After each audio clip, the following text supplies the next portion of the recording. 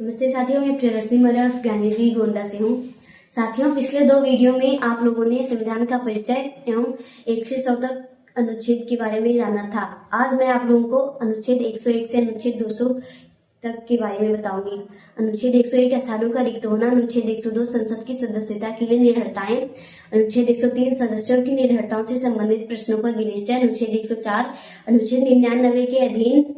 शपथ लेने या प्रतिज्ञा करने से पहले निर्धारित किए जाने पर बैठने और मत देने के लिए शास्त्री, अनुच्छेद 105 संसद के सदनों की तथा उनके सदस्यों और समितियों की शक्तियां, विशेषाधिकार आदि, अनुच्छेद 106 सदस्यों के वेतन और भत्ते, अनुच्छेद 107 विधेयकों के पूर्व स्थापन और पारित किए जाने के संबंध में उपबंध, अनुच्छेद 108 कुछ दशाओं में दोनों सदनों की संयुक्त बैठक, अनुच्छेद 109 धन विधेयकों के संबंध में विशेष प्रक्रिया, अनुच्छेद 110 धन विधेयकों की परिभाषा,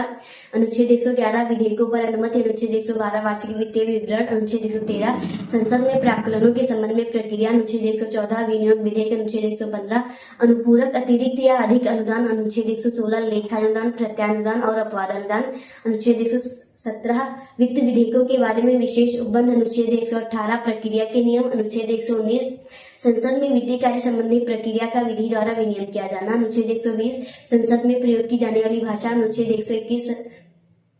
संसद में चर्चा पर निर्बंधन, अनुच्छेद 122 न्यायालयों द्वारा संसद की कार्यवाहियों की जांच न किया जाना, अनुच्छेद 123 संसद के विश्रांति काल में अध्यादेश प्रख्यापित करने की राष्ट्रपति की शक्ति, अनुच्छेद 124 उच्चतम न्यायालय की स्थापना और गठन, अनुच्छेद 125 न्यायाधीशों के वेतन आदि, अनुच्छेद 126 कार्यकारी मुख्य न्यायमूर्ति की नियुक्ति, अनुच्छेद 127 तदर्थ न्यायाधीशों की नियुक्ति, अनुच्छेद 128 उच्चतम न्यायालय की बैठकों में सेवानिवृत्त न्यायाधीशों की उपस्थिति, अनुच्छेद 129 उच्चतम न्यायालय का अभिलेख न्यायालय होना, अनुच्छेद 130 उच्चतम न्यायालय का स्थान, अनुच्छेद 131 उच्चतम न्यायालय की आरंभिक अधिकारिता, अनुच्छेद 132 कुछ मामलों में उच्च न्यायालयों से अपीलों में उच्चतम न्यायालय की अपीलीय अधिकारिता, अनुच्छेद 133 सिविल विषयों से संबंधित अपीलों में उच्चतम न्यायालय की अपीलीय अधिकारिता, अनुच्छेद 134 दांडिक विषयों में उच्चतम न्यायालय की अपीलीय अधिकारिता, अनुच्छेद 135 विद्यमान विधि के अधीन फेडरल न्यायालय की अधिकारिता और शक्तियों का उच्चतम न्यायालय द्वारा प्रयोक्तव्य होना, अनुच्छेद 136 अपील के लिए उच्चतम न्यायालय की विशेष इजाजत, अनुच्छेद 137 निर्णयों या आदेशों का उच्चतम न्यायालय द्वारा पुनर्विलोकन, अनुच्छेद 138 उच्चतम न्यायालय की अधिकारिता की अभिवृद्धि, अनुच्छेद 139 कुछ रिटें निकालने की शक्तियों का उच्चतम न्यायालय को प्रदत्त किया जाना, अनुच्छेद 140 उच्चतम न्यायालय की आनुषंगिक शक्तियां, अनुच्छेद 141 उच्चतम न्यायालय द्वारा घोषित विधि के सभी न्यायालयों पर आबद्ध कर होना, अनुच्छेद 142 उच्चतम न्यायालय की डिक्रियों और आदेशों का प्रवर्तन और प्रकटीकरण आदि के बारे में उपबंध, अनुच्छेद 143 उच्चतम न्यायालय से परामर्श करने की राष्ट्रपति की शक्ति, अनुच्छेद 144 सिविल और न्यायिक प्राधिकारियों द्वारा उच्चतम न्यायालय की सहायता में कार्य किया जाना, अनुच्छेद 145 प्रक्रिया के नियम, अनुच्छेद 146 उच्चतम न्यायालय के अधिकारी सेवक तथा व्यय, अनुच्छेद 147 निर्वचन, अनुच्छेद 148 भारत के नियंत्रक महालेखा परीक्षक, अनुच्छेद 149 नियंत्रक महालेखा परीक्षक के कर्तव्य और शक्तियां, अनुच्छेद 150 संघ के तथा राज्यों के लेखाओं का प्रारूप, अनुच्छेद 151 संपरीक्षा प्रतिवेदन, अनुच्छेद 152 राज्य की परिभाषा, अनुच्छेद 153 राज्यों के राज्यपाल, अनुच्छेद 154 राज्य की कार्यपालिका शक्ति, अनुच्छेद 155 राज्यपाल की नियुक्ति, अनुच्छेद 156 राज्यपाल की पदावधि, अनुच्छेद 157 राज्यपाल नियुक्त होने के लिए अर्हता, अनुच्छेद 158 राज्यपाल पद के लिए शर्तें, अनुच्छेद 159 राज्यपाल द्वारा शपथ या प्रतिज्ञान, अनुच्छेद 160